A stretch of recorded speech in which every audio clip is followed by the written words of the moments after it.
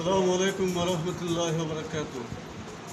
প্রিয় শিক্ষার্থীবৃন্দ, আজকের অনলাইন ক্লাসে তোমাদের সবাইকে স্বাগত।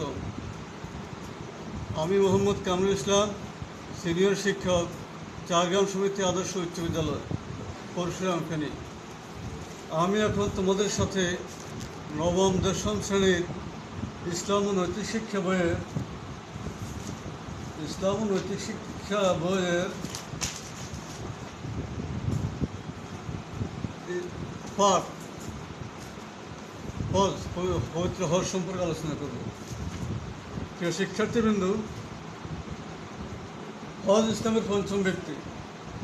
হজের আবেদন করতে হল সংকল্প করা, ইচ্ছে করা। ইসলামের পরিবেশে আল্লাহর সন্তুষ্টি লাভের উদ্দেশ্যে জিলহজ মাসের নির্ধারিত দিনসমূহে নির্ধারিত পদ্ধতিতে বাইতুল্লাহ তথা আল্লাহর ঘর ও সংশ্লিষ্ট স্থানসমূহ জিয়ারত করাকে হজ বলে। আর হজ ওই সমস্ত ধনী লোকদের উপর ফরজ যাদের পবিত্র মক্কা যাতায়াত হজের কাজ সম্পাদন করার মতো আর্থিক ও দৈহিক সামর্থ্য রয়েছে। আল্লাহ তাআলা তাদের উপরে হজ ফরজ করেছেন। হজের ফরজ তার সম্পর্কে আল্লাহ পবিত্র কোরআনের মধ্যে ইরশাদ করেন। আল্লাহ তাআলা ইরশাদ করেন, আউযু বিল্লাহি মিনাশ শাইতানির রাজিম, বিসমিল্লাহির রহমানির রহিম, ওয়ালিল্লাহি আলান নাসি হিজ্জুল বাইতি মান ইসতাতা ইলাইহি সাবিলা। মানুষের মধ্যে যার আল্লাহর ঘর পর্যন্ত পৌঁছার সামর্থ্য আছে তার উপর আল্লাহর উদ্দেশ্যে ওই ঘরে হজ করা অবশ্যই কর্তব্য। সূরা আল ইমরান আয়াত 97। এই আয়াতের মাধ্যমে আল্লাহ তাআলা মুসলমানদের উপর কী করেছেন? হজ ফরজ করেছেন। এখন আসো আমরা হজ এই চ্যাপ্টারটি পড়ব, শিখব। এখান থেকে আমরা কী শিখব, কী শিখতে পারবো? এক নম্বরে হজ কাকে বলে তা বলতে পারবো। দুই নম্বরে হজের ঐতিহাসিক পটভূমি বিশ্লেষণ করতে পারবো। তিন নম্বরে হজের ফরজ ও ওয়াজিবগুলি লিখতে পারবো। প্রিয় শিক্ষার্থীবৃন্দ, তোমরা কিছু ছবি দিকে লক্ষ্য করো।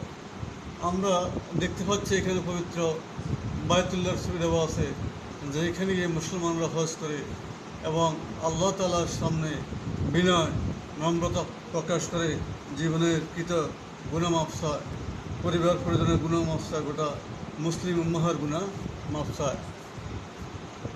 আমরা এখন হজের ছবি দেখতে পাচ্ছি। যে হজের মুসলিম মানুষ যে আল্লাহর ঘরে গিয়ে মুসলমানরা যে আল্লাহর ঘর তওয়াফ করে হজ করে, সে দৃশ্যটা আমরা এখন দেখতে পাচ্ছি। তাহলে আজকের পথ শিরোনাম হলো আমাদের হজ। হজ। আচ্ছা, আমি এখন একটা একক কাজ দিচ্ছি, তোমরা একটা বাড়িতে বসে আবিষ্কার করে নেবে। একক কাজ, হজ অর্থ কী? দুই নম্বরে হজ বলতে কী বুঝো? হজ অর্থ কী এবং হজ বলতে কী বোঝা? দুটো প্রশ্নের উত্তর তোমরা বাড়িতে খাতা লিপিবদ্ধ করবে, রেডি করে নেবে। এরপরে হজের উদ্দেশ্যে গিয়ে মুসলমানগণ শুধু আল্লাহর ঘর ত্যাগ করে বসে থাকে না, হজের আনুষ্ঠানিক আরও অন্যান্য কাজ আছে যেগুলো হাজিরা পর্যায়ক্রম করে থাকে। আমরা দেখতে পাচ্ছি প্রথমে তাওয়াফ আছে এখানে, এরপরে কোরবানি আছে, তারপরে সাফা মারওয়া পাহাড় যেটা হজের ওয়াজিবের মধ্যে পড়ে, আরাফার ময়দানে অবস্থান যেটা হজের ফরজ ইবাদতের মধ্যে পড়ে।